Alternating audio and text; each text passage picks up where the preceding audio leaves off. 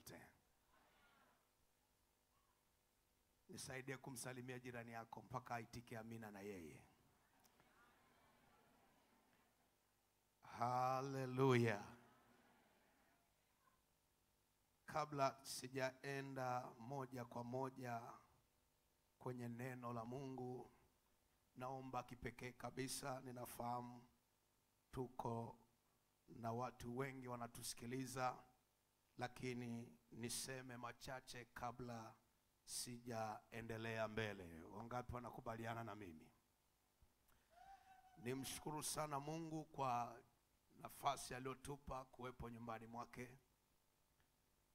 Hii ni nafasi ya pekee ya upendeleo kutoka kwa Bwana kwamba tuendelee kumwabudu na kumtumikia. Mtu mmoja aitike amina kwa Bwana.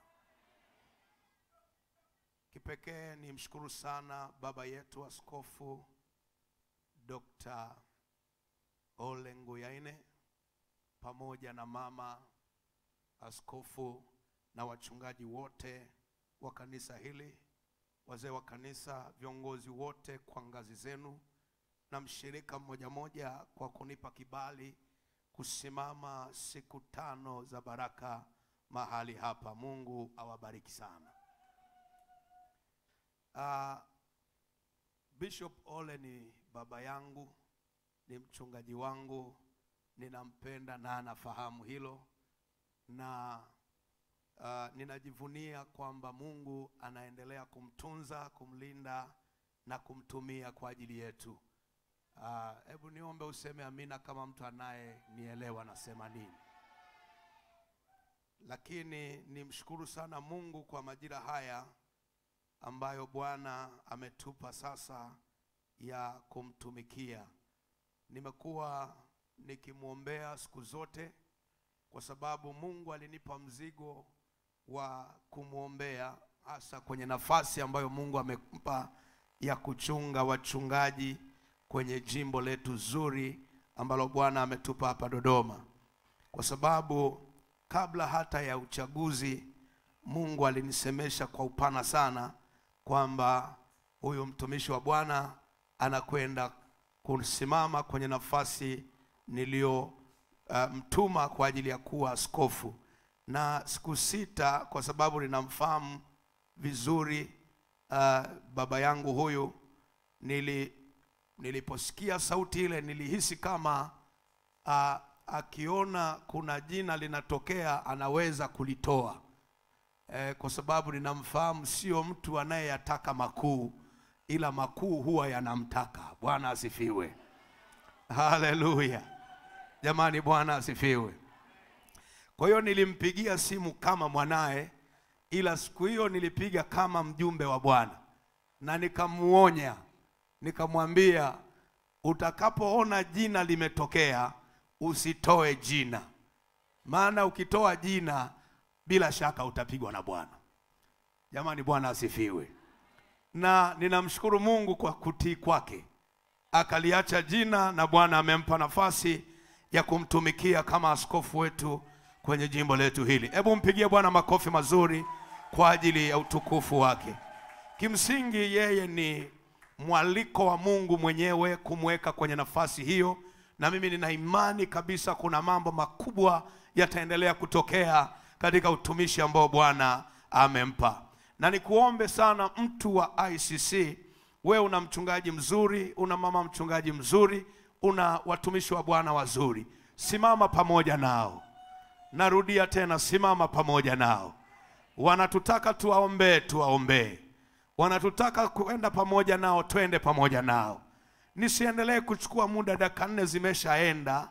Mimi nimeshatambulishwa, na utambulisho mwingine tutaendelea nao umo kwenye jumbe. Jamani, Bwana asifiwe.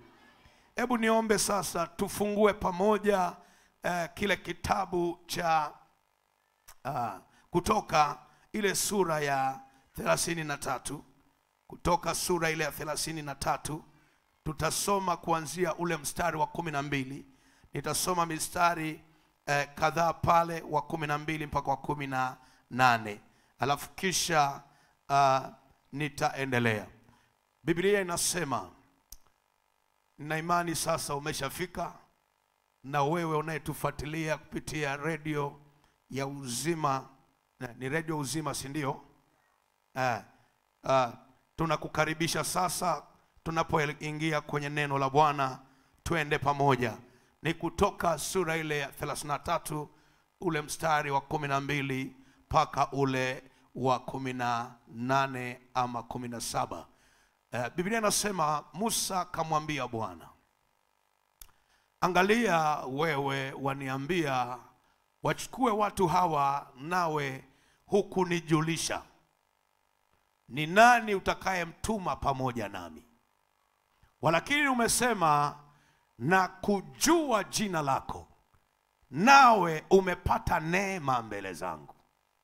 Basi sasa nakuomba, ikiwa nimepata neema mbele zako, unionyeshe njia zako nipate kukujua, ili nipate neema mbele zako, ukakumbuke ya kuwa taifa hilo ndilo watu wako. Akasema, uso wangu utakwenda pamoja nawe, nami nitakupa raha. Tuendelee. Naye akamwambia, uso wako usipokwenda pamoja nami. Haya ni mazungumzo ya Musa na Mungu wake. Anamwambia, uso wako usipokwenda pamoja nami, usituchukue. Ni bora tubaki kama tulivyo. Ni bora tubaki hapa tulipo. Ni bora niendelee kukaa kwenye viwango hivi ila nisitoke. Anasema usituchukue kutoka hapa. Twende. Kwa maana itajulikanaje. Ili andiko nalipenda sana. Itajulikanaje. Maana yake kumbe ukitaka ijulikane lazima twende na uwepo wake. Jamani, Bwana asifiwe. Itajulikanaje kuwa nimepata neema mbele zako, mimi na watu wako? Sio kwa sababu unakwenda pamoja nasi. Hata mimi na watu wako tutengwe na watu wote walio juu ya uso wa nchi. Bwana akamwambia Musa, nitafanya na neno hili uliloninena,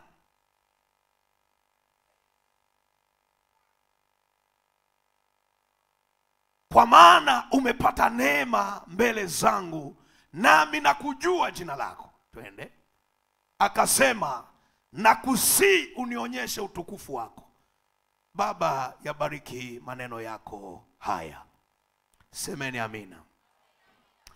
Nilikuwa nafundisha na ninaendelea kufundisha, na sasa nakusanya ule ujumbe wote ambao nilianza nao Jumatano, kufunga na kifungaishio hiki ambacho ninakwenda kukuletea.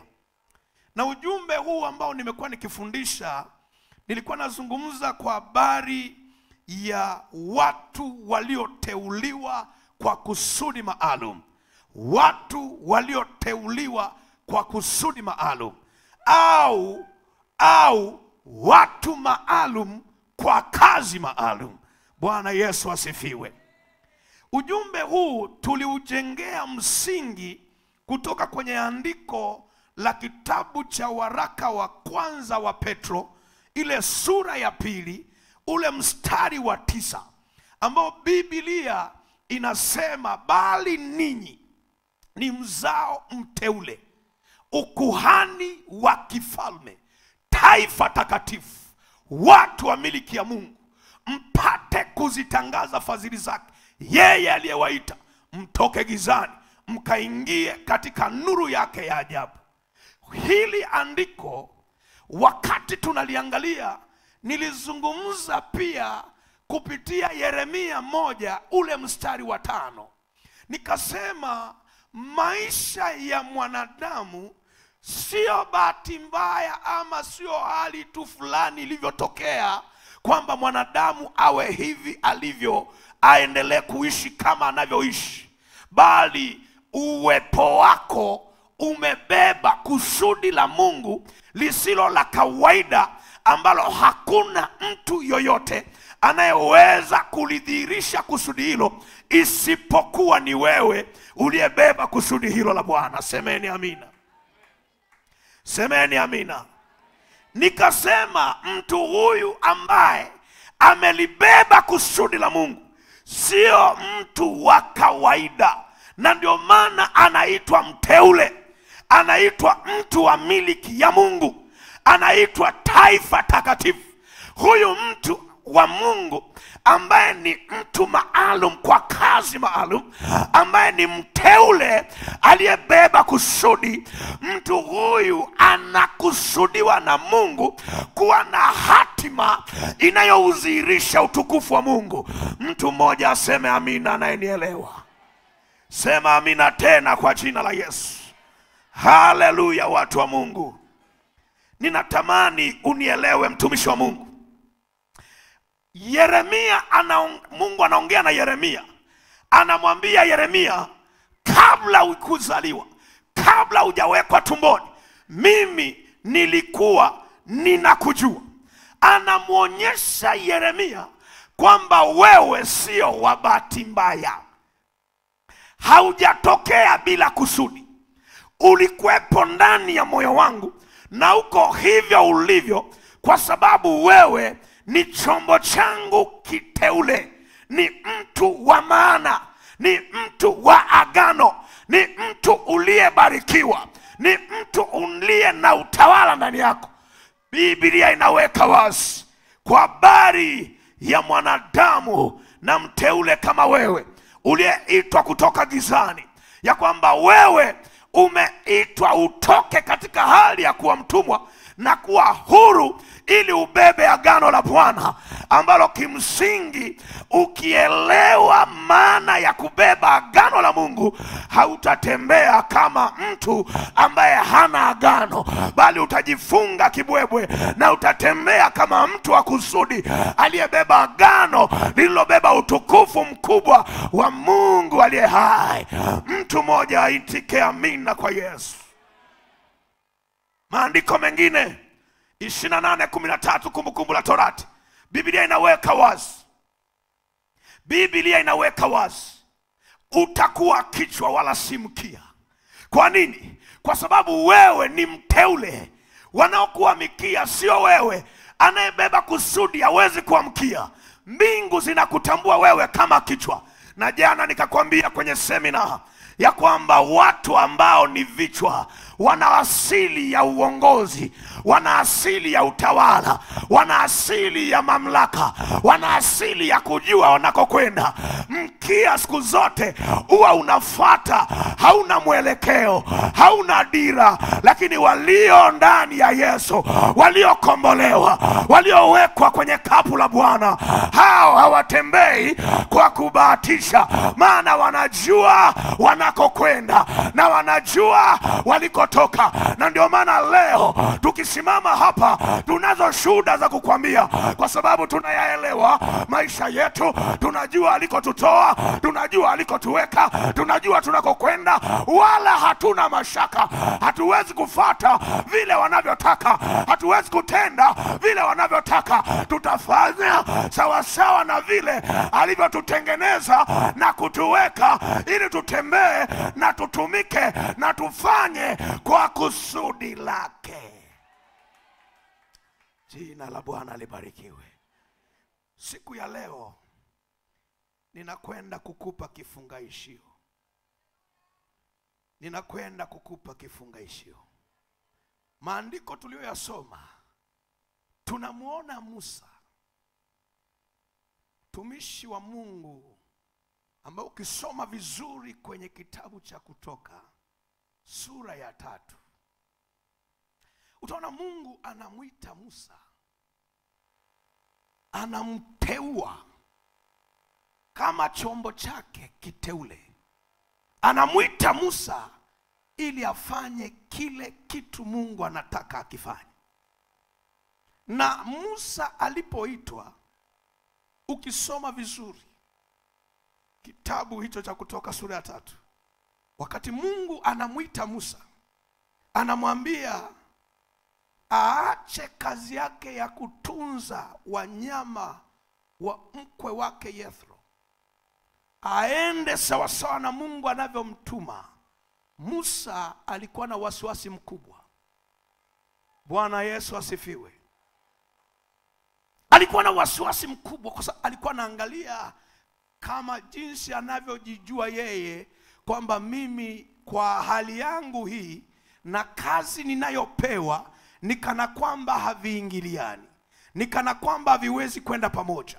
Lakini kumbuka nikwambie, Mungu anapokuteua, anapokutoa gizani, anapokuondoa kwenye hali ya kuwa kifungoni, anakuingiza kwenye neema yake, kwenye kibali chake, kwenye mamlaka yake, ili wewe uweze kutembea sawa sawa na vile anavyotaka. Mungu huwa hakuiti tu utoke, bali anakuita na ndani yako anaweka karama na vipawa. Anapoweka karama na vipawa, anakupa uwezo wa kubeba kile anachotaka ukibebe kwa wakati huo.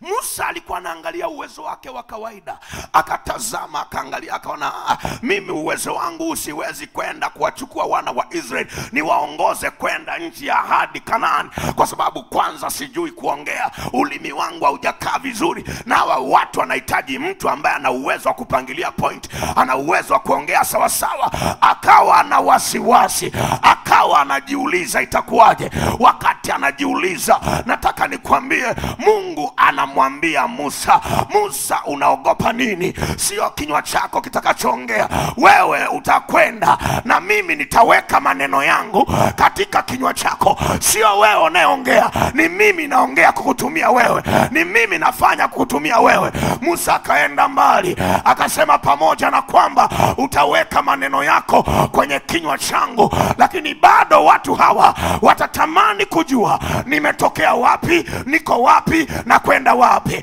Nikifika pale wataniuliza, nani kakutuma? Nani kakutuma? Haleluya, haleluya. Musa anakwenda akiwa na hofu na wasiwasi, anajieleza kwa Mungu ili mambo yakae sawa sawa. Mungu ni wa ajabu sana. Ninampenda Mungu ambaye ana uwezo wa kutumia hata kina Pastor Mande ambao ni watu ambao hawana CV sawa sawa ya kuwasaidia kusimama wanakosimama, lakini kwa sababu yeye ana upendeleo, wala angalii umetoka uko gani, wala tazami wewe ni nani.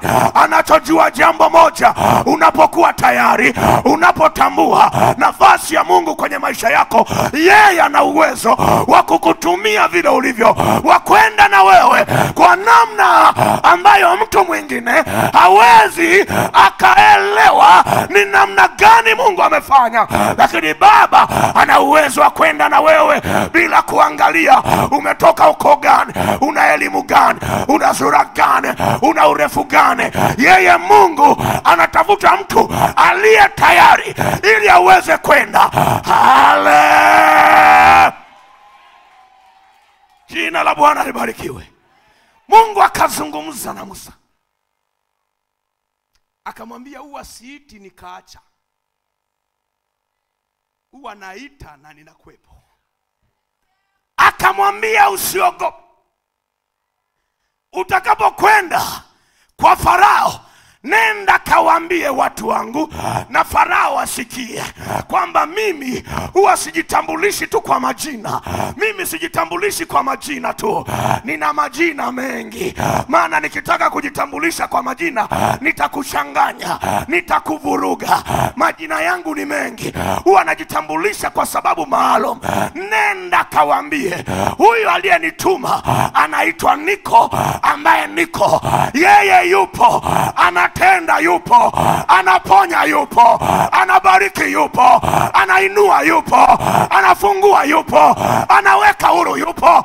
Angalia wewe ni nani, anaangalia utayari wako. Akikuona uko sawa sawa, anakwenda na wewe kama jinsi ulivyo. Haleluya, haleluya. Kambia, nenda kawaambie, nenda kawaambie mimi Niko ambaye Niko. Musa anatafuta majina. Musa anatafuta majina. Ni nani unaitwa wewe? Nitawaambia nini? Majina yako ni nani? Hebu nipe Kutoka. Kuna watu wanatafuta majina ya Mungu. Nipe Kutoka 6. Nipe Kutoka 6, nisaidie Roho Mtakatifu, nisaidie wewe, ni hapo. Iwe ni hapo, maana hii inakuja tu kutoka mbinguni. Haiko kwenye notes zangu wala msijaiandaa. Mungu nisaidie, kuna mtu nataka asaidike hapa katika jina la Yesu. Katika jina la Yesu. Kuna kitu nakitafuta na Roho wa Mungu anakitafuta na baba yako akiroho anakitafuta kitokee kwenye maisha yako, na kinakwenda kutokea. Hata kama shetani hataki, kinakwenda kutokea, kinakwenda kuzaliwa, kinakwenda kuzaliwa, kinakwenda kuzaliwa, kinakwenda kuzaliwa, kinakwenda kuzaliwa. Nisikilize nikwambie, Mungu habatishi bwana. Mungu habatishi nikwambie. Kama ulikuja unatongotongo, ICC zitaondoka. Kama ulikuja umefumba macho, ICC macho atafunguka. Kama ulikuja umelewa, ICC utajaro. Haleluya! Jina la Bwana libarikiwe. Bwana akamwambia Musa, sasa utaona nitakavyomtenda Farao, maana kwa mkono hodari atawapa ruhusa. Kumbuka, huyu ni Musa, ujue. Huyu ni Musa aliyekuwa jielewi. Sasa Musa anapewa uthibitisho. Anaambiwa utaona. Unaelewa neno utaona? Neno utaona unaelewa? Ulishakutana na wachawi? Sasa huyu sio mchawi, ni zaidi. Anaitwa Mungu wa wote na vyote. Anasema nini? Utaona nitakavyomtenda Farao, maana kwa mkono hodari atawapa ruhusa kwenda zao, na kwa mkono hodari atawafukuza katika nchi yake. Twende. Kisha Mungu akasema na mtu anayekuwa na wasiwasi, akasema naye. Mtu mwenye wasiwasi akasema naye, akamwambia, mimi si unatafuta majina yangu? Si unatafuta majina yangu? Yehova unajua maana yake? Unajua maana yake Yehova? Yehova ya herufi kubwa hiyo. Unajua maana yake? Maana yake nini? Yehova ni muumbaji, asili ya vyote. Usitishwe na Farao, nimemuumba. Sikiliza nikwambie, wasikusumbue unaowaona. Aliyeanzisha yote ni yeye aliye ndani yako, anayekujua, anayekupenda, anayetumika na wewe, aliyekuteua. Yeye ndiyo mwanzilishi, asili ya vyote. Usitishwe na yoyote. Haleluya! Anamwambia Musa, nenda kamwambie, mimi, hujarudia, hujanielewa, mimi Mungu mtamu. Huyu Yesu, wewe acha tu aongeleke akamalizika. Amaliziki Yesu, amaliziki, uwezi mmaliza. Yani uwezi muelezea ukammaliza. Ni mtamu, ni mtamu Yesu. Anasema mimi ni Yehova Musa, asili ya vyote, nimeumba vyote, ukiwepo wewe. Nikisema nenda, hakuna anayepinga. Nikisema rudi, hakuna anayezuia. Mimi ni Yehova. Utaona, utaona, utaona nitakavyowatenda. Utaona. Anaendelea, anasema nini? Nami nilimtokea Ibrahimu na Isaka na Yakobo. Come on. Kuna kitu nimepotea. Ngoja nikutengenezee vizuri. Yehova ni mwokozi. Nisikilize vizuri. Yehova ni mwokozi. Nimechanganya madawa. Yehova ni mwokozi.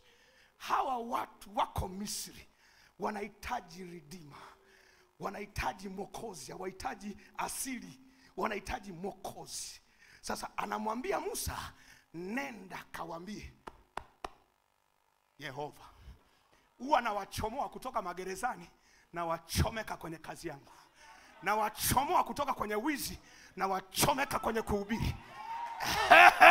Walikuwa wanatoboa nyumba za watu, wanatoboa nyumba za watu ili waingie. Watatoboa siri za mbinguni ili watu waingie. Haleluya! Haleluya. Anamwambia mimi ni Yehova. Mimi ni Yehova. Anasema nami nilimtokea Ibrahimu na Isaka na Yakobo kama Mungu nani? Hapo ndio kuna asili. Mungu mwenye enzi. Asili ya nini? Mtawala wa nini? Hawa walikuwa wahitaji mkombozi. Walikuwa wanatakiwa kujua Ibrahimu, Isaka na walikuwa wahitaji mkombozi. Wanakombolewa kutoka wapi? Wao walikuwa wanatakiwa kujua. Huyu anayekwambia toka, nenda, ndio mwenyewe. Walitakiwa kujua hiyo. Sasa mimi niliwatokea Ibrahimu, Isaka na Yakobo kama Mungu mwenye enzi, bali kwa jina langu Yehova sikujulikana kwao. Twende. Tena nimelithibitisha agano langu nao na kuwapa nchi ya Kanaani, nchi ya kukaa kwao hali ya ugeni. Twende. Na zaidi ya hayo nimesikia kuugua kwao. Huyu Mungu anakuona, anakujua, anakujali, anakutambua.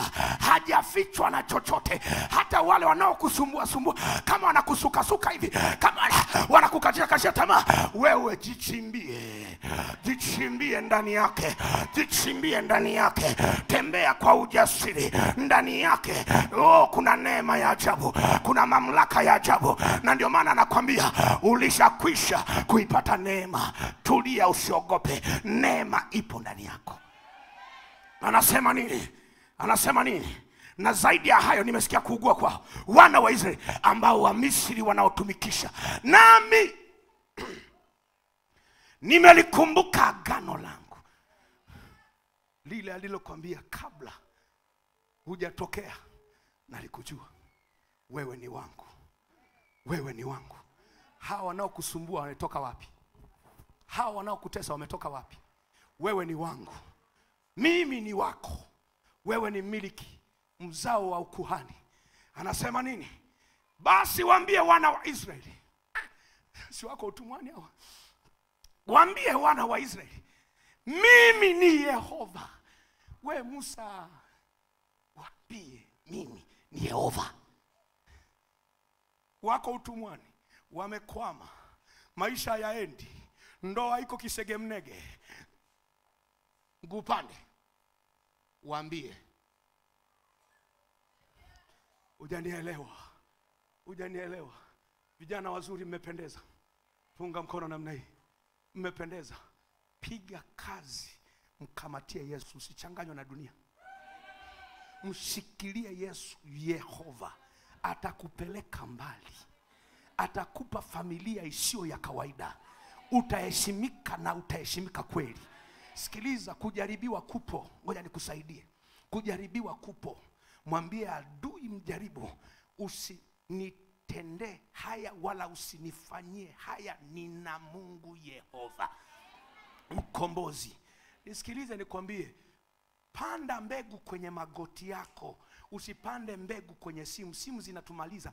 Usipande mbegu kwenye simu. Simu yako ipandwe neno, ipandwe mipango, ipandwe vitu vya kukusaidia wewe kutengeneza network ya kimaisha, wala sio kupoteza muda. Unajua kuna vitu unaweza ukawa unafanya ukafikiria kwamba unafanya vitu vya kukusaidia, kumbe hivyo vitu unavyovifanya havina faida sasa na havina faida baadaye, na vinakuondolea hata nguvu ya mwili wa kawaida wa kuendelea kutumika na kufanya mambo yako. Unapokesha unachati, utaamka asubuhi na hangover. Utaingia kanisani unasinzia, upokei chochote. Alafu kukesha unachati, unapokea nini? Faida yake nini? Faida yake nini?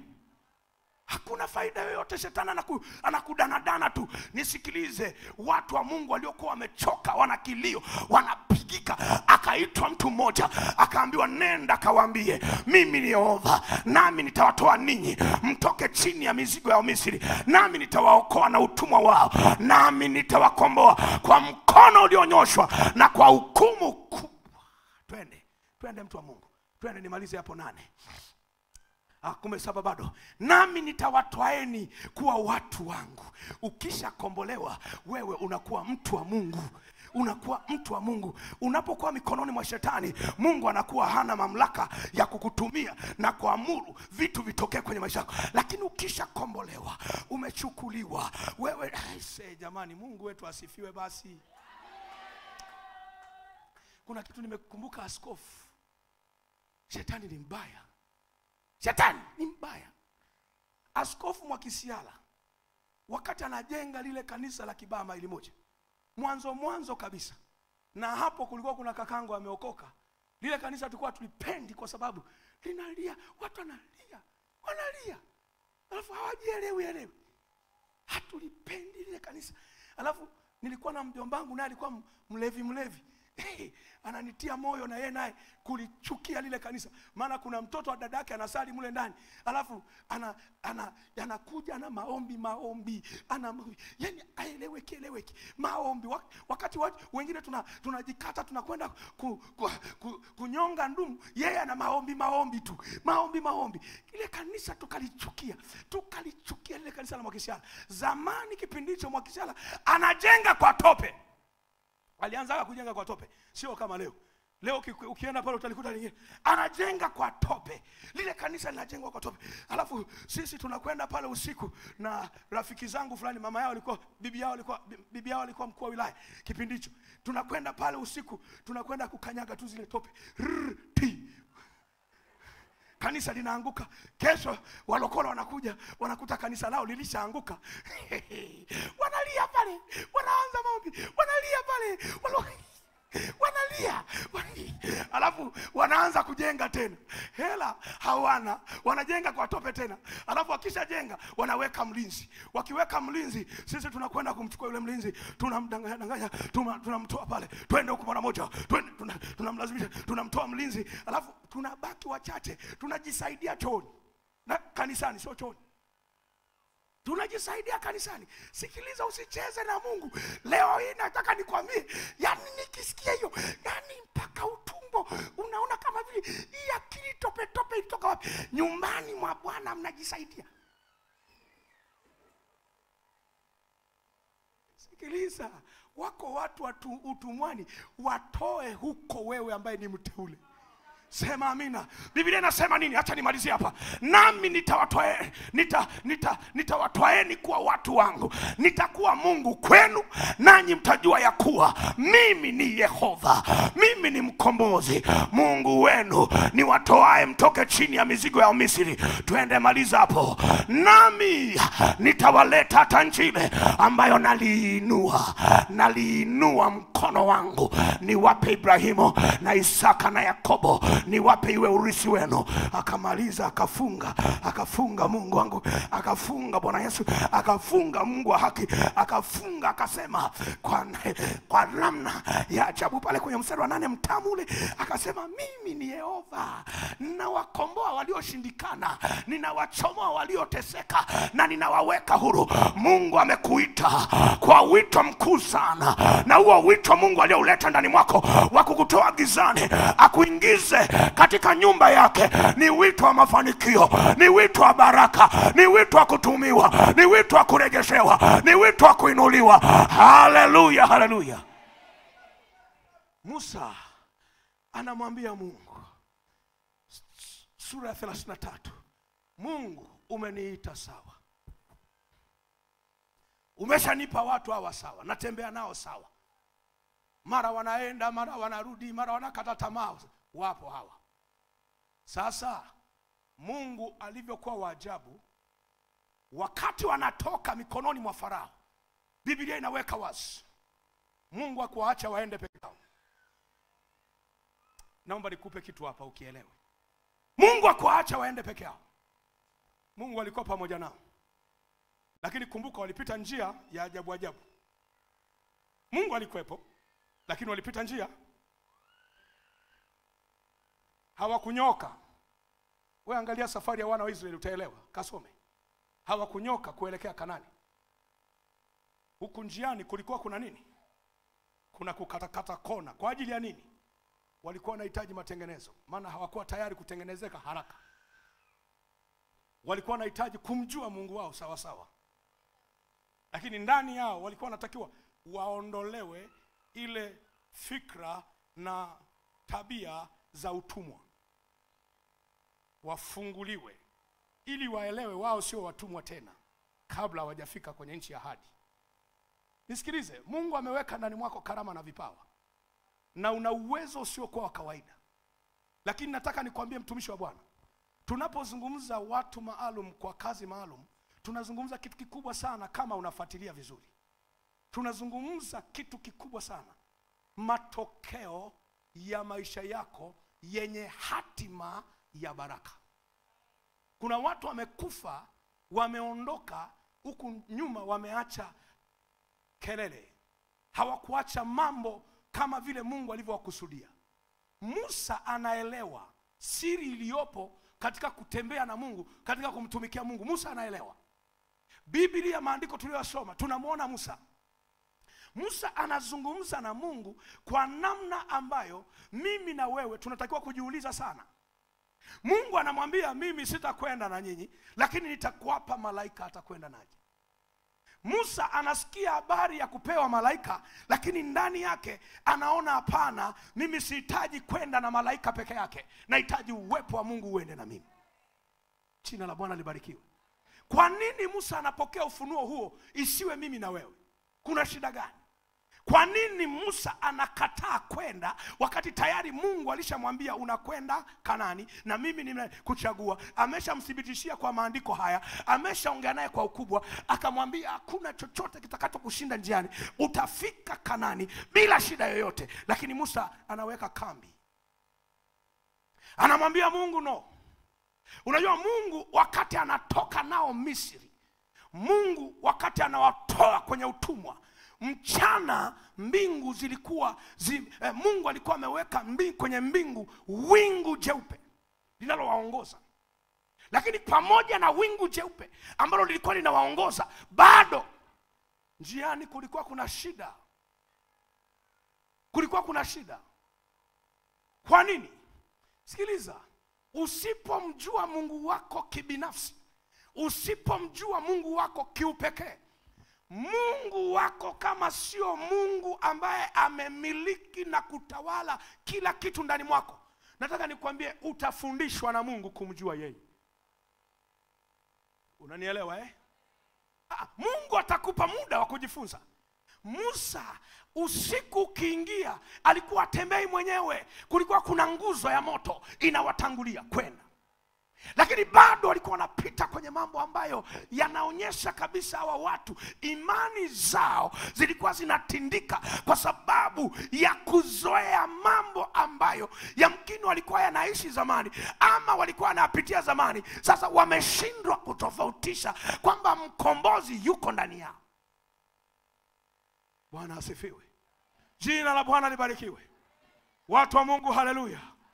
Musa anamwambia Mungu, kama hutakwenda nasi, usitutoe kutoka hapa tukaendelea na safari. Anataka kutufundisha nini? Musa anataka kutufundisha nini? Musa anataka kuzungumza nini? Kwa nini anamwambia Mungu ya kwamba Baba, kama wewe hautakwenda nasi, hautakwenda nasi, hautatuongoza, hautatembea nasi, hautakuwa njia yetu, mimi na watu wako, bora tubaki hapa, bora Kanani yetu iwe hii, bora mambo yetu yaishie hapa, bora maono yetu yaishie hapa. Shida ilikuwa ni nini? Musa alikuwa anatambua kabisa wazi yeye ni miliki ya Mungu, na kwa sababu hiyo hawezi kwenda bila mtawala kuwepo. Kama unaandikaga andika, sio lazima niseme namba moja. Bwana Yesu asifiwe. Bwana Yesu asifiwe. Alikuwa anatambua kabisa ya kwamba hapana, unajua sisi sio tu tumeonyeshwa pa kwenda, lakini tunahitaji yeye anayetumiliki awepo nasi. Maana tunakokwenda ni yeye anatupeleka, tunakokwenda ni yeye mtawala, tunahitaji yeye awe pamoja nasi. Musa anamwambia Mungu yangu, kama hutakwenda nasi, usitutoe kutoka hapa. Maana yake wake nini? Musa alikuwa anautafuta uwepo wa Mungu uwe ndani yao. Usikae nje ya uwepo wa Bwana. Na mimi naongea na wewe unanisikiliza ukiwa ICC, na wewe ambaye unanisikiliza kwa njia ya redio, na wewe ambaye unanisikiliza kwa njia ya mitandao, nataka nikwambie unamhitaji Mungu atembee na wewe. Unahitaji uwepo wake, unahitaji kwenda na yeye. Ukitembea wewe peke yako, nataka nikwambie utamezwa hai, maana dunia inakuotea, inatamani kukumeza, na majaribu yapo, na tabu zipo, na magumu yapo. Lakini ukienda na Bwana, nataka nikwambie njia yako, maisha yako, hatua zako, familia yako, kazi yako itakuwa salama. Haleluya, haleluya. Jina la Bwana libarikiwe. Nenda na Bwana. Musa akamwambia usitutoe. Wewe unaondokaje yeye hayupo? Unaondokaje yeye hayupo? Unaona kabisa wewe ni mkame. Wewe ni mkame, ndani yako ni ukame. Unakubalije kwenda? Unakwenda wapi? Na ndio maana umeanzisha biashara. Na ili kanisa jamani, wewe kama utatajirika, mimi natamani hata kuhamia hapa hapa. Una matatizo wewe. Fursa zinatangazwa tu nje. Yaani wewe unaona kawaida wewe. Oh jamani, jiungeni, huu mfuko umewekwa kwa ajili ya kuinua. Wewe umebunda tu. Unatangaziwa tena na tena. Unatoa macho tu. Ndio nyinyi ambao mnakuwa kama vile hamtofautishi vitu. Hivi wewe inakuwaje? Kila mwaka unafungwa, alafu unakuja unatengeneza jezi nzuri, unasema tuna jezi nzuri, tuna jezi nzuri. Tuna jezi nzuri. Yaani unashangilia jezi alafu kupigwa unapigwa. Wamenielewa walionielewa. Bwana Yesu asifiwe. Unashangiliaje jezi? Watu wanashangilia magoli bwana. Jezi hata kama mbaya huku ninakupiga kuna shida? Punga mkono namna hii. Punga mkono namna hii. Nisikilize. Watu wa Mungu, usipokwenda na Mungu watakumeza hai. Watakumaliza. Musa alijua, akatambua, akajua ya kwamba mimi nikiondoka mwenyewe, Wahiti na wajua, Wahivi na wajua, Waamori na wajua, Waperizi na wajua. Tukikutana nao njiani, yeye hayupo. Tumemalizika. Tumemalizika. Unajua sisi Wabantu ni watu wa ajabu. Sisi wa Afrika. Yaani mimi mwenyewe mjomba wako naweza kukuloga wewe usifanikiwe. Na kupiga ngeta. Yaani ukianza kuinuka tu kidogo, sijui chuo kikuu, sijui masters, sijui umeitwa sijui program maalum, unaenda si Marekani na kutangizia huko. Unaenda Marekani, mimi watoto wangu wa kuzaa sijawahi kuwaona wanaenda. Wewe unakwenda mtoto wa mdogo wangu, pumbavu. Unarudi unashangaa, ulikuwa unaenda kwa ajili ya mambo ya kukuinua kiuchumi. Unashangaa unarudi, unatembea, hauelewi unatembeaje. Yaani sasa ofisini, maana hawakukufukuza kazi, wanaanza kukuonea huruma kwa muda. Aje tu akae hivyo, unakwenda unabunda ofisini hamna kazi. Mshahara unapewa. Mwisho wa yote wanaanza huyu tumstafishe kistaili. Atiwe moyo wa staff maana ni mzigo. Unastafishwa kistaili. Lakini aliyekupiga ngeta babako mdogo. Wakati mwingine dunia tulionayo sio babako mdogo, hata mamako akuzaa. Anafika maana anasema, "Sindete wewe. Umesoma nini?" Mwanyu anakukwanyua. Mama yako akuzaa. Sikiliza, safari yako inahitaji uwepo wa Mungu. Safari yako inahitaji uwepo wa Mungu. Unahitaji uwepo wa Mungu ili uweze kuona matokeo ya hatima yako yakiwa katika namna aliyoikusudia Mungu. Uwepo wa Mungu. Musa anamwambia Mungu, umetukusudia kwenda Kanaani, nchi iliyojaa maziwa na asali, lakini ninajua tukienda bila wewe hakuna maziwa na asali. Hakuna maziwa na asali. Pale tutaonyeshwa nyuki na watatuzingua. asali hatutakula. Musa anamwambia Mungu, hapana, naomba niende na wewe, maana nikienda na wewe nina uhakika, wewe ukiwepo nina uhakika wa kuiona baraka yangu kwenye uwepo wako. Bwana asifiwe. Musa anatufundisha nini? Jambo la pili, Musa hataki tu uwepo wa Mungu uende naye, anajua Mungu ndiye anayejua njia. Si amemwambia pale, anamwambia utuonyeshe njia ya kupita. Anajua Mungu ndio anayejua njia sahihi. Una biashara, una maono, una vipawa, una mambo yanafurukuta ndani, una vitu vinaongea, una mambo yanaongea. Na mimi nawaona hapa kuna wafanyabiashara wakubwa. China naona imelalaliwa na, yani kuna midude humu ndani. Sijui kama ni wewe au ni nani, ila naona kuna midude humu ndani imebarikiwa. Usiache njia, sema amina hata kunikotolea macho. Haleluya, haleluya, haleluya. Alafu mwenzako napata raha, lilokole likisha kamata ulimwengu wa uchumi, limekamata. Yani kuhubiri inakuwa rahisi, ujue. Rahisi sana, rahisi sana, rahisi sana, rahisi mno. Unampitisha tu, unala shopu lile. Yani haihusiani hata na mambo ya Yesu. Shopu lile unaona, mlokole yule, mlokole yule. Lile shop la mlokole, akiangalia shop, mlokole yuko smart, kapiga mswaki, atembei kiasara asara, smart. Akiangalia mlokole ndani, mnasaliki wapi? Mnasaliki wewe umeshuhudia au ulielekeza?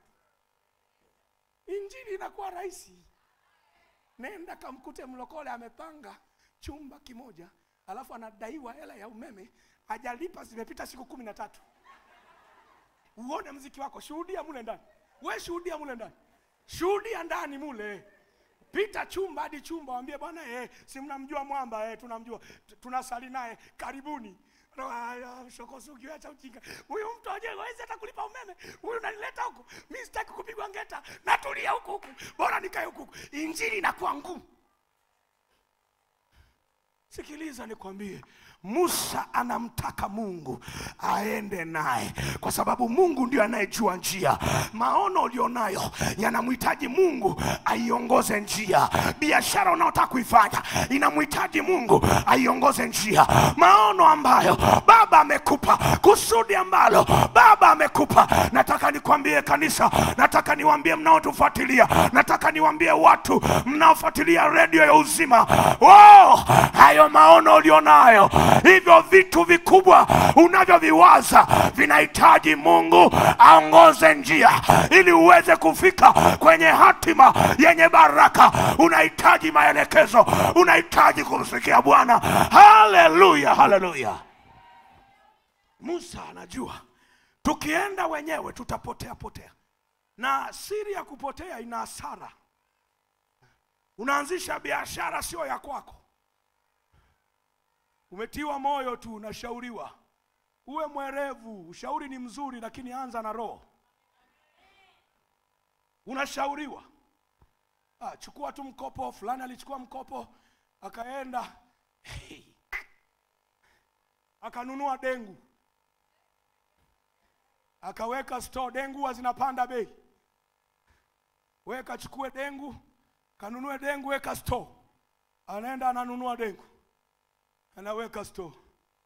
Alinunua gunia haraka haraka, anajua litapanda, kuna Wahindi watakuja, wanapenda kula dengu. Alafu ananunua madengu kibao, anaweka ndani, anasubiria ule msimu ameambiwa. Kumbe ule msimu ndio uwaga unaanguka. Anashangaa gunia la dengu alinunua shilingi 200,000, linauzwa 100,000 au 80,000. Msimu umeisha. Hela yako imekaliwa na dengu. Mwingine na Singida, Singida, kitunguu cha Singida akiozagi, usidanganywe wewe. Kanunue uweke gala. Mwezi wa kwanza wa pili vinapanda. Unakwenda unanunua mavitunguu, unaweka, yanakunukia hapo nyumbani kwako bala. Kila siku yananuka mavitunguu tu. Alafu unafika, mvua inanyesha kidogo, yameoza yote. Wewe ni muamini, mtu wa Mungu, mteule, mtu wa miliki ya Bwana. Usiende kwa sababu umesikia, nenda kwa sababu amekwambia. Akikwambia tupite njia hii, mwambie niko tayari, lakini uende nami, utembee pamoja nami, utende pamoja nami, uongoze njia yangu. Haleluya, haleluya. Jina la Bwana libarikiwe. Jina la Bwana libarikiwe. Muda umeshaisha. Bwana asifiwe. Jambo la tatu, Musa anatufundisha nini? Jambo la pili, Musa anatuambia wewe hata kama una maono, njia uijui, mruhusu yeye anayejua njia kuongoze. Hilo ndio jambo la pili. Jambo la tatu, Musa anatuambia nini? Tukienda na Bwana, tukiongozwa na Bwana, tuna uthibitisho wa ushindi. Jambo la tatu maana yake kwenda pamoja na Mungu kuna uthibitisho wa kushinda vita yako. Watapigana lakini hawatakushinda. Watapambana kuhakikisha hata kama ni shangazi yako atakuloga we, atakufa yeye, wewe utabaki. Come on. Haujaelewa? 54:17 Isaya. Watapigana, watapambana, lakini hawatakuweza. Maana sio wewe unapigana, ni Bwana anakupigania, ni Bwana anakushindia, ni Bwana anakutangulia, ni Bwana anapambana na maadui zako. Maadui zako hawawezi shindana na wewe wakashinda vita. Neema iliyoko ndani mwangu ni Bwana ameiweka.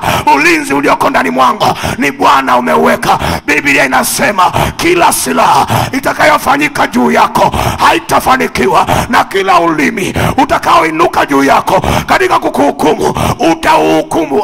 Come on. Watainuka kukuhukumu, lakini watapigwa wao. Watainuka kupigana nawe, lakini watapigwa wao. Watainuka kuzuia, lakini watazuiliwa wao. Maana hii neema inasema nini? Neema inasema nini? Huo ulimi utahukumu kuwa mkosa. Huu ndio nini? Huu ndio urithi wa watumishi wa Bwana. Ukisha mruhusu Mungu awe ndani mwako, utarisi ushindi, utarisi mamlaka, utarisi mabaraka, utarisi kwenda bila kuzuiliwa na chochote. Biblia inaweka nini? Inaweka wazi, na haki yao inayotoka kwangu mimi, asema Bwana. Bwana anaposema akishapewa nafasi huwa anajifunua. Anapojifunua hakuna vita itashindana na wewe ikashinda. Maana neema iliyoko ndani mwako, hiyo ni neema isiyoweza kuharibiwa na kitu chochote. Mlokole nisikilize basi. Hivyo ushtuki tu. Wewe ushtukagi. Wewe ni jitu la Mungu kubwa. Umepakwa mafuta na Mungu yaja.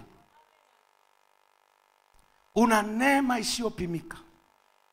Wanakuja watu from nowhere, wanasafiri vizuri, alafu wewe unapata shida tu. Ujisikii vibaya. Ujisikii vibaya. Sikiliza, unajua mambo mengine ni yanatokana na uwezo wa kumwamini Mungu kwa viwango visivyopimika. Narudia tena. Mungu anaweza akawekeza karama na vipawa vya ajabu sana ndani yako, lakini vikatoa matokeo madogo sana. Na shida sio Mungu, shida ni wewe. Shida ni wewe. Tatizo linakuwa kwako. Tatizo linakuwa kwako. Baba yangu wakati amerudi askofu, wakati amerudi kutoka Marekani, sio niongee maana muda ushaisha sasa. Haleluya. Jina la Bwana libarikiwe. Hiyo nitapotea. Naendelea. Bwana asifiwe. Bwana asifiwe. Punga mkono namna hii. Bwana Yesu asifiwe. Musa anamwambia Mungu, usipokwenda nasi, usitutoe kutoka hapa. Musa anaongea kitu gani? Nisikilize mtu wa Mungu. Mungu asipokuwa kwa ajili yako, kama alivyokuita we mteule, miliki ya Mungu, ukuhani mtakatifu, kama Mungu alivyokuweka kwenye nafasi hiyo, kama hutaelewa, niliwaambia watu asubuhi, Kama hutaelewa, utakuwa ndani ya ufalme lakini unaishi kama sio mtoto wa kifalme. Utakuwa ndani ya baraka lakini uzioni baraka. Hebu nipeleke Wafalme wa Pili 2. No, Wafalme wa Pili 4. Utakuwa kwenye neema lakini neema hiyo haithibitiki, haionekani. Kwa sababu wewe unatembea kwenye viwango visivyokuwa vya kwako bila kujali kwamba Mungu alishakuinua sana. Biblia inasema nini? Biblia inatupa kisa cha mtu mmoja aliyekuwa nabii katikati ya manabii. Bwana asifiwe. Na Biblia inaweka wazi kwamba basi mwanamke mmoja miongoni mwa wake za wana manabii alimlilia Elisha, akasema, miongoni mwa wake, Bwana asifiwe, akasema, mtumishi wako mume wangu amekufa, nawe unajua ya kuwa mtumishi wako alikuwa mcha Bwana. Alikuwa nani? Alikuwa nani? Ongea kwa sauti. Alikuwa nani? Paka kule nyuma. Alikuwa mcha Mungu. Shetani hatishwi na wewe kuitwa mlokole. Hiyo haitakusaidia. Hiyo ni hatua ya wewe kuendea mamlaka. Lakini ili mamlaka isibitike ndani mwako, ni lazima Yesu adhihirike ndani yako kwamba yupo. Walipotangaza umeokoka na ukatangaza umeokoka, hiyo ni namba 1. Namba 2 ni lazima uelewe, huwa tusafiri tukiwa na passport, tunasafiri tukiwa tumegongewa visa. Passport unayo lakini ukienda airport utarudishwa. Wewe ni Mtanzania ndio lakini utoki. Unaenda wapi? Marekani. Sasa si passport hii hapa. Mwambia acha ujinga wewe. Umetoka wapi? Chuka. Rudi. Lakini ukienda pale visa imegongwa, kwamba huyu anakwenda nchi fulani, visa ipo. Wao wanageuka kina nani? Wanageuka kina nani? Signatory wako. Wanakusainia pale kwamba this is the right person hapa Tanzania. Ni mtu sahihi hapa. Ni Mtanzania kweli kweli, aende. Unakwenda umejitwisha passport, rudi. Sio kama wale jamaa wa dini nani unaenda unakaa airport pale wanasema Bwana amesema. Bwana asemagi kijinga jinga hivi. Bwana huwa anakwenda na watu wake kwa hatua na kwa hekima. Bwana asifiwe. Huyu mama anasemaje? Nawe unajua ya kuwa mtumishi wako alikuwa mcha Bwana, naye aliyemwia. Sasa hili neno gumu sana kibiblia. Anayemdai Bwana amekuja ili ajitwalie wana wangu wawili kwa watumwa. Twende haraka haraka mtumishi. Elisha akamwambia, nikufanyie nini? Niambie, una kitu gani nyumbani? Ili swali basi likupe kujihoji. Ili swali likupe kujihoji. Unajua Elia alikuwa na utafuta muujiza wa kutendeka ili ulete utajiri kwenye nyumba yako, kwenye maisha yako, kupitia we mwenyewe. Elisha hakutafuta kwingine, alitafuta ndani yako mwenyewe. Maana yake miujiza unatembea nayo mwenyewe, baraka unatembea nazo mwenyewe, ziko humo ndani yako, sio nje. Watu wenye macho ya rohoni, wenye macho ya rohoni, wanaotembea na uwepo wa Bwana, wana uwezo wa kukuonyesha kama we utembei nao. Ila ukitembea nao utaziona mwenyewe. Utaziona mwenyewe fursa zilizopo ndani yako. Anamwambia Elisha, akamwambia, nikufanyie nini? Niambie, una kitu gani nyumbani? Akasema, mimi mjakazi wako sina kitu nyumbani. Anaweka nini? Ila nini? Ongea kwa sauti basi. Ila nini? Maana yake ni kitu cha ziada. Bwana asifiwe. Akina uhai sana kwamba kinaweza kuleta matokeo yoyote. Sina kitu ila chupa ya mafuta. Akasema, nenda ukatake vyombo huko nje kwa jirani. Huyu mwanamke anampenda kwa sababu alikuwa msikivu. Kuna majitu mengine hata ukiliambia, we ingia kwenye maombi, unashangaa unalikuta sokoni limeshapenda embe tu. Huku matatizo ni yake. Unaagiza, ingieni kwenye maombi.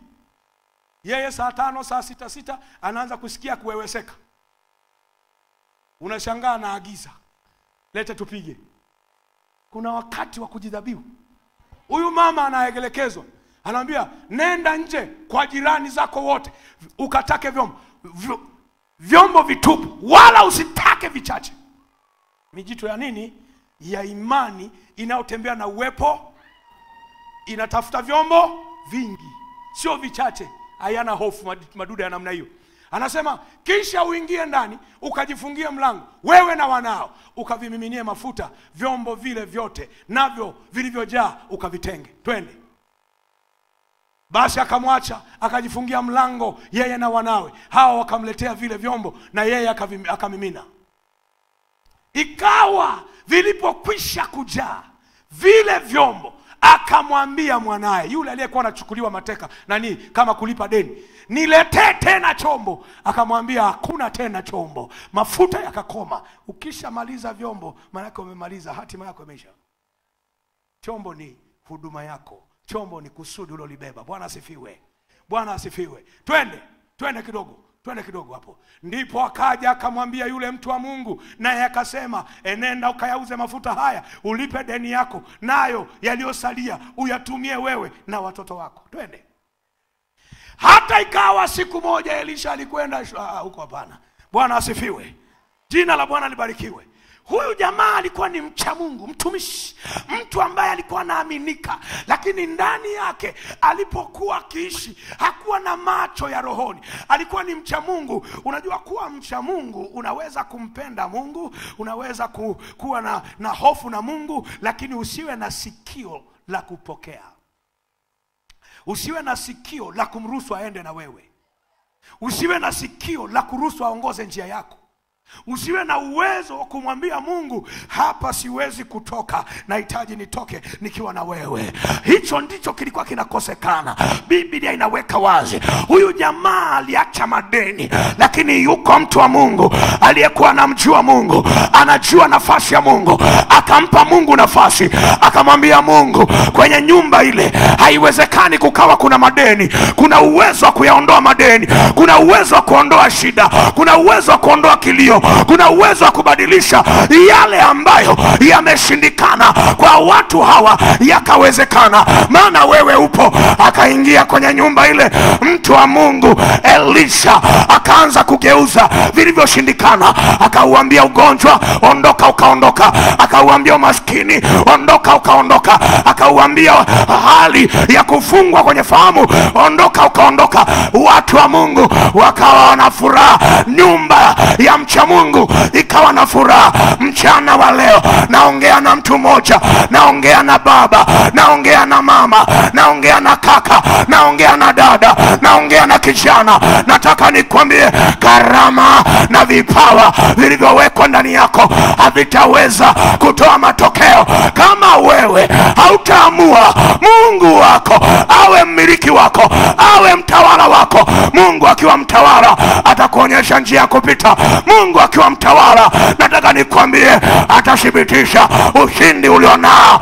Haleluya, haleluya.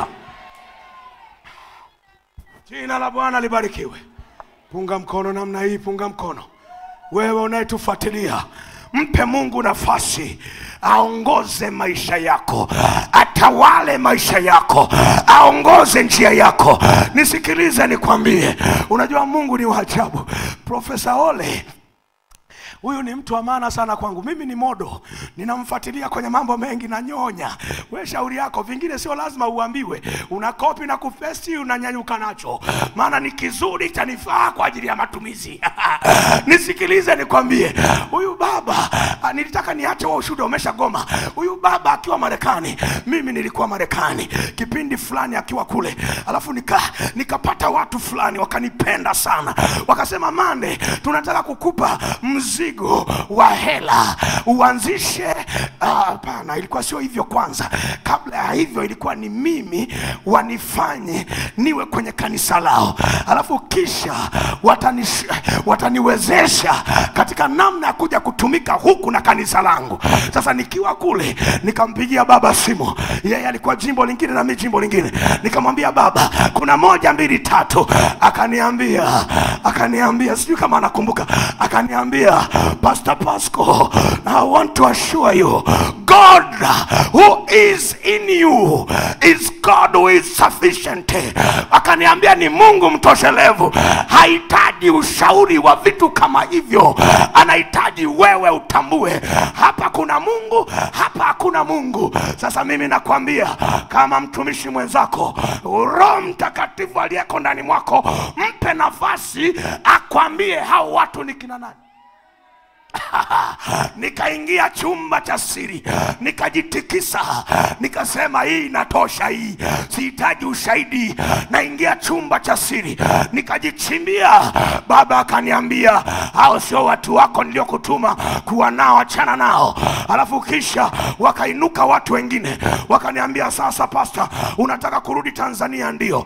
Wakaniambia, tunatamani uende Tanzania uanzishe ministry, sisi tutakuwa nyuma yako, tunakupenda na tutakusapoti na mambo yatakwenda vizuri. Wakaniwekea pale kipindi hicho, wakaniwekea pale $40,000 za kuja kufanyia research wapi naanzisha kanisa ministry. Nikawaambia, nisikilizeni niwaambie, kuanzisha ministry sio shida wala sio dhambi, lakini nataka niwasaidie. Mtu anayeanzisha ministry anaitwa askofu. Mimi najiangalia bado sijatosha uaskofu. Acheni ujinga, mnataka kunibemenda, nataka kuenda na Bwana, huo ujinga niondoleni. Nikawaambia niacheni nikae chini ya mwamvuli wa TAG, ili nikizingua nizinguliwe, nitandikwe benchi la nyuma paka ninyoke, ili baadaye na mimi nimuone Bwana. Siko hapa kwa ajili ya pesa, siko hapa kwa ajili ya fedha. Na nikawathibitishia, nikawaambia, mnaniona hivi, lakini nataka niwaambie baadaye nitawaalika Tanzania kwa nauli zangu, kwa fedha zangu, na nitawaweka hoteli nzuri, na mtakula mtakunywa, maana niliye naye ananipeleka zaidi ya mnavyoona. Haleluya, haleluya. Nikaiacha hiyo hela pale, alafu nikaburuza begi langu, nikaingia airport, nikarudi Bongo, nikaendelea na maisha. Lakini mpaka leo Baba hajanipungukia, wala sijawahi kujikwaa, wala kusikia kwamba niliacha pesa zamani. Baba amesimulia sasa hivi. Unajua mimi nilikuwa nalala dago. Ngoja nikusaidie niongee taratibu. Nilikuwa nalala, unajua dago? Hamjui? Dago nalala nyumba. Sasa we mama, mama Peter Fashion, wewe si hata kwenye nyumba zenu nimelala. Nyumba mnazojenga hamjamalizia, tunaingia mle tunalala. Ukikuta tofali zimeanguka, ulizozipanga madirishani hazijaanguka, kuna watu waliangusha ili walale humo ndani. Nilikuwa nalala hivyo. Sio kama unanielewa. Lakini sasa hivi muda si mrefu Baba ametuaga hapa, anakwenda Marekani kuhubiri. Na mimi nikamgeukia Pastor Aaron pale, nikamwambia, huyu Shokosugi naye aliyepinda kanyongolota atakutana na mzee baada ya wiki 2, na mimi natua pale California.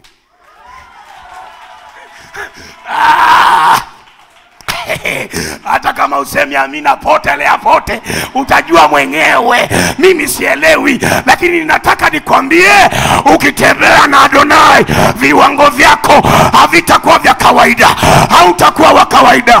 Haleluya, haleluya. Jina la Bwana libarikiwe. Baba, nimalizie hiyo. Unaniruhusu mzee? Come on. Hebu naomba mkurugenzi njoo. Hebu nipeleke Wafalme wa Pili 6. Ni 13.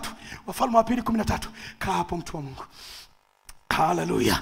Kamata upinde hapa, tumalize somo alafu twende tuombe na mijitu yenye maono. Muona jamaa? Muona huyu?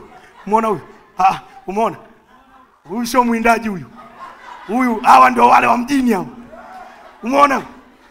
Anapiga wapi hapa? Anapiga wapi hapa?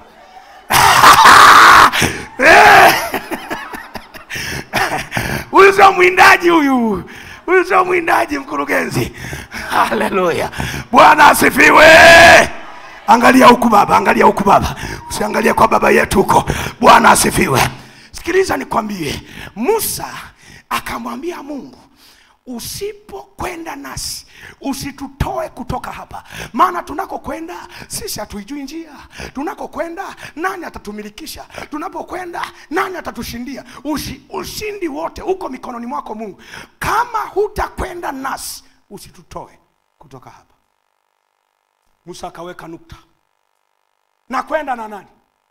Nianzishe biashara peke yangu? Waje watu wa chuma uleta wachukue? Kizembezembe tu. Yaani kibibi fulani kije hapo kimejichokea, alafu kije kiniibie, na mimi ninajielewa na nina uwezo wa kuchana hata nywele. Hamna. Utakwenda nani? Musa akamwambia Mungu, utakwenda nani? Twende hapo. Basi Elisha, Wafalme wa Pili 13:14, alikuwa ameshikwa na ugonjwa wake. Achana mambo ya ugonjwa. Naye Yoashi mfalme wa Israeli akateremka amtazame, akamlilia mbele yake, akasema, baba yangu, baba yangu, gari la Israeli na wapanda farasi wake. Ngoja weka kituo kidogo hapo. Weka kituo kidogo. Ukisoma maandiko nyuma haya, utagundua kwamba Yehoashi alikuwa kwenye vita, lakini pia watawala wake wote waliomtangulia walikuwa ni watawala wabaya, walikuwa wamtegemei Mungu, walikuwa hawako tayari kutembea na Mungu, na kwa sababu hiyo walikuwa wanapigwa kila wakati. Yuda ilikuwa inapigwa, Israeli ilikuwa inapigwa kila wakati. Kila vita wakipigana wanapigwa kwa sababu hawajamuinua Mungu na hawajaruhusu kwenda na Mungu. Huyu jamaa akajitambua, akaelewa, akasema, ufalme wangu hauwezi kuwa na nguvu ya ushindi kama sijaenda na mwenye mamlaka na mwenye uwezo na mwenye nguvu ambaye ni Mungu. Alafu kisha akasema, huyu Mungu ambaye ninamtaka aende nami ndiye anayejua siri za vita hii. Atatuambia jinsi ya kupiga, atatuambia jinsi ya kujificha, atatuelekeza mambo yote. Huyu ni mfalme Yehoashi. Anasema, hapana, ngoja niende kwa Mungu. Na Mungu huwezi kumuona kama hujaenda kwa baba yako kiroho. Akaenda kwa baba yake Elisha. Anamwambia Elisha, sasa, baba yangu, gari la Israeli na wapanda farasi wake. Manake ole wetu, tunakwenda kumalizika. Kama wewe baba yetu unataka kuondoka, tunakwenda kumalizika. Tutafanyaje? Twende mstari wa 14, 15. Elisha akamwambia, toa uta. Nipe mshale. Akamwambia, toa uta. Akachukua uta. Uta ni upinde. Kamata sasa. Akakamata uta. Kamata mkono wa kushoto, wa kulia uache hivyo hivyo. Akakamata uta. Elisha akamwambia, na mshale. Akampa mshale. Akamwambia, naye akatoa uta na mshale. Mstari wa 16. Akamwambia mfalme wa Israeli, weka mkono. Akaweka mkono. Akaweka mkono wako katika uta. Akaweka mkono wake katika uta. Naye akaweka mkono wake juu yake. Elisha akaweka mikono yake. Nani mwingine? Nikuone tena mchungaji wangu. Huyu mwembamba kama wewe, hakuna shida tu. Mili yetu inafanana. Hapa tunaweza kwenda vizuri hapa. Ya asubuhi kulikuwa kuna mwamba kufuata mikono shughuli. Elisha akaweka mikono juu ya mikono ya mfalme Yehoashi. Akaweka mikono yake juu yake. Alipoweka mikono yake juu ya mikono yake, akasema, sasa, anayesema sio Yehoashi mfalme, anayejua wapi pa kupiga, anayejua wapi pa kuelekeza, anayejua wapi pa kulenga shabaha, anayejua wapi pa kupeleka, sio Yehoashi, sio yeye ajui. Yeye ameteuliwa, ameitwa na Bwana, na kwa sababu ameteuliwa, hapa kinachoendelea ni nini? Kinachoendelea ni kitu gani? Hapa kinachoendelea, huu mshale, anaambiwa Yehoashi, mshale huu ndio yale maono ulionayo. Unataka kufungua duka, ndio. Unataka kuwa mtajiri mkubwa, ndio. Unataka kufanya real estate, ndio. Unataka kuwa nani, ndio. Unataka kuwa mtu mkubwa serikalini, ndio. Unataka kuwa mwanasiasa mkubwa, ndio. Sasa nisikilize mtumishi, kule kuna vita.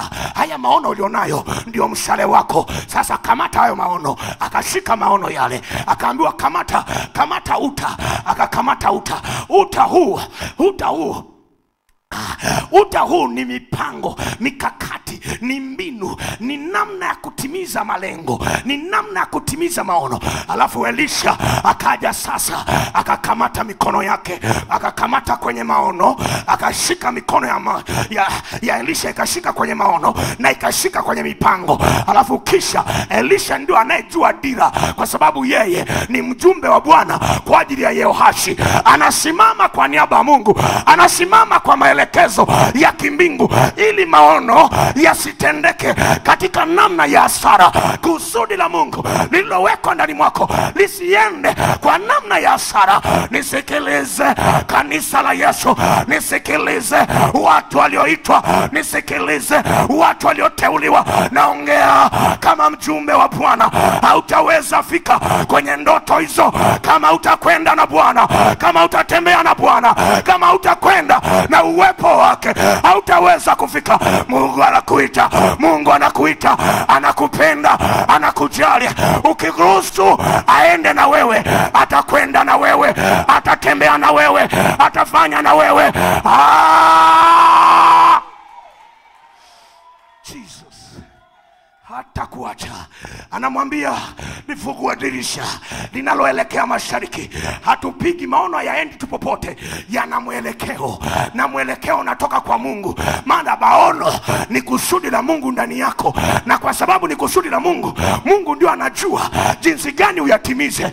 Wewe ukijiambatanisha na Mungu, nataka nikwambie, utaondoka kwenye hasara, utaondoka kwenye kilio, utaondoka kwenye mateso, utaondoka kwenye aibu. Akamwambia Elisha, akasema piga.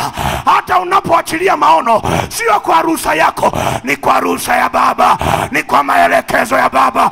Unapofungua duka, ni kwa maelekezo ya Baba. Unapoanzisha kilimo, ni kwa maelekezo ya Baba. Unapokwenda kuanzisha biashara za majengo, ni kwa maelekezo ya Baba. Unapofungua shule, ni kwa maelekezo ya Baba. Unapokwenda kuomba kura, ni kwa maelekezo ya Baba. Akamwambia piga, akapiga. Elisha akasema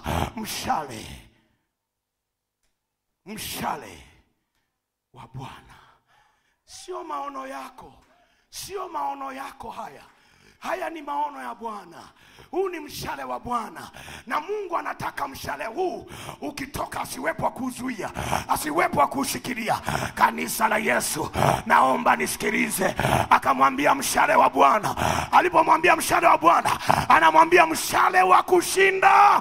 Mshale wa kushinda uko kwa Bwana. Yeye ni mshindi, atakushindia, atakupigania, atakutendea.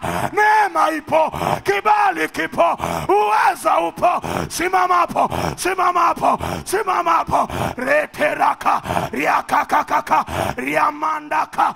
Kuna watu mna maono, lakini maono haya ni kama yanayeyuka, ni kama yanafifia, ni kama yanakufa. Maana ulianza mwenyewe. Kimbia mbele, kimbia mbele. Wewe ambaye unaona neno hili la kwako, achia kiti, kimbia mbele. Njoo Bwana akuelekeze, akupe neema, akupe kibali, akupe mamlaka, akupande. Retesata setete serama. Umeteabika, umeteseka, umejaribu vingi, lakini vitu vinakwama njiani, vinakwama njiani, vinakwama njiani, vinakwama njiani. Yesu yupo, Yesu yupo. Nenda naye, safiri naye, tembea naye. Funika macho, fungua kinywa, omba. Mwambie Baba, najileta kwako, naomba neema, naomba neema, naomba neema. Yesu nisaidie, Yesu nitetee, Yesu nipiganie. Fungua kinywa kila moja, fungua kinywa kwa hasira, fungua kinywa kwa kumaanisha, fungua kinywa kama unaelewa. Lete rakata ya mama. Baba akusaidie, Baba akushike kwa upya. Umeingia kwenye hasara, umeingia kwenye hasara, umeteseka, ukapambana, ukahangaika, lakini uone vitu vinakwenda. Yuko Mungu, yuko Mungu. Leo tunamwambia hatutatoka hapa mpaka yeye Mungu aende nasi. Mwambie nenda nami, mwambie nenda nami. Praise team, kimbia hapa, mwambie nenda nami, mwambie nenda nami, nenda nami, nenda nami, nenda nami. Karaba shantaraba rekekekekekeke riakakakaka riamanda kata. Moto wa Bwana uwake upya, mamlaka. Hata kule nyuma omba, kule nyuma omba, kanisa lote omba.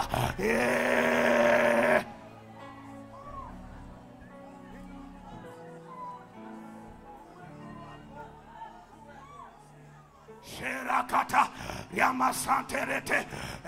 Fungua moyo, fungua moyo, fungua moyo. Na iona neema. Unavikwa vazi la utukufu, unavikwa vazi la mamlaka, unavikwa vazi la uwepo wa Bwana, unavikwa vazi la ushindi. Yesu anakutembelea.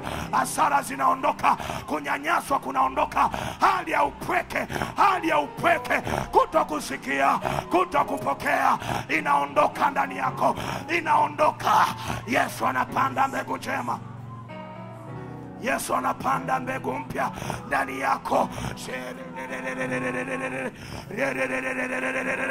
Yesu, Yesu, Yesu, Yesu, Yesu, Yesu. Fungua malango, fungua malango, fungua malango. Uwe nami, uwepo wako Bwana. Jiachilie, jiachilie, jiachilie. Fanya matengenezo, fanya matengenezo, fanya matengenezo. Anza upya, anza upya, anza upya, anza upya. Sherererererere. Uwe nami, uwepo wako. Uwe nami, Shetakasa. Rabababashata. Yabababababa. Moto, moto, moto, moto na uona. Naiona neema, naiona neema, naiona neema. Pokea, pokea, pokea, pokea, pokea uwepo. Nguvu, nguvu, nguvu mpya, nguvu mpya, nguvu mpya. Ndio, ndio, ndio, ndio. Tembea Yesu, tembea Yesu, tembea Yesu, tembea Yesu. Sherelelele, sherelelele, sherelelele, sherelelele. Nenda, nenda, nenda Yesu. Nenda Yesu, nenda Yesu. Nenda Yesu, nenda Yesu. Nenda Yesu. Naondoa umaskini, naondoa kunyanyaswa, naondoa kuonewa, naondoa kukataliwa, naondoa kujikataa. Sheteka, shetete, shetete. Miali ya moto. Baba. Tembea, tembea Yesu. Tembea Yesu. Tembea Yesu. Tembea Yesu. Tembea Yesu. Tembea Yesu. Tembea, tembea. Tembea, tembea. Tembea. Wewe Yesu. Wewe Yesu. Ora basata. Eketetete. Baba. Yali ya moto. Bwana, aanze na wewe. Aanze na wewe. Atembee na wewe. Kibali. Kibali, kibali, kibali.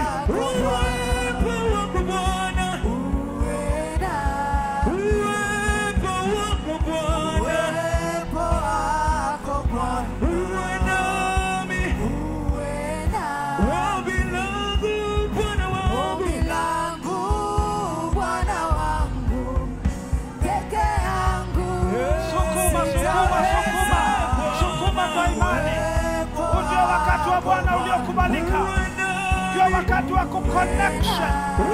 Connection ile inaleta muujiza wa kimungu katika maisha yako. Mweleze Bwana, mweleze Bwana, mweleze Bwana. Pokea kwa imani, pokea mpenyo wako, pokea ushindi wako, pokea mafanikio yako, pokea mikakati ya kimungu, pokea hekima ya Mungu kwa ajili ya yale unayohitaji kuyafanya katika jina la Yesu. Milango ifunguke mbele yako, kila kilichozuiliwa kisizuiliwe tena. Ana iko neema ya Mungu, Mafuta ya Mungu yanaachiliwa. Pokea katika jina la Yesu. Kila nira ivunjwe, kila mlima usongezwe, njia itengenezwe kwa ajili yako. Kuendea katika ushindi wako. Mkono wa Bwana uko juu yako. Pokea katika jina la Yesu. Pokea katika jina la Yesu. Orabashaka patorobos. Rambako potori la barekaya. Ni wakati wa kufunguliwa. Ni wakati wa kuonyeshwa njia. Ni wakati wa milango kufunguka katika jina la Yesu. Ni wakati wa ushindi wako. Ni wakati wa majilio ya Bwana. Ni majira ya Bwana kwa ajili yako. Ingia, zama kwenye majira hayo. Uende kwenye hatua nyingine katika jina la Yesu. Uinuliwe na Bwana. Uinuliwe na Bwana. Uongoze na Bwana. Bwana kuonyesha hilo dirisha na kupiga mshale wako wa ushindi. Mshale wa Bwana wa ushindi uko juu yako siku ya leo. Bwana akupe macho ya kuona hilo dirisha na kupitishia mshale wako wa ushindi, ili maadui zako washindwe na ushindi ukawe ni kwa ajili yako, kwa habari ya vita vilivyo mbele yako. Katika jina la Yesu, pokea ushindi, pokea mafanikio, pokea penyo kwa jina la Yesu. Pokea kuinuliwa na Bwana. Roho shikamana. Rambo sokotore na rabash. Rambo sokotore na rabash. Baba tunakubariki. Baba tunakushukuru. Asante kwa ajili ya matendo yako makuu. Asante kwa ajili ya ufunuo mpya unaokwenda kutuonyesha njia ya kupita kuelekea kwenye hatima ya mafanikio yetu ndani yako, Kristo Yesu Bwana wetu. Thank you for the revelation. Asante kwa ajili ya ufunuo. Asante kwa ajili ya ushindi. Asante kwa ajili ya baraka ya mafanikio. Asante kwa ajili ya kuinuliwa katika jina takatifu la Yesu Kristo, mwana wa Mungu aliye hai. Amen and amen.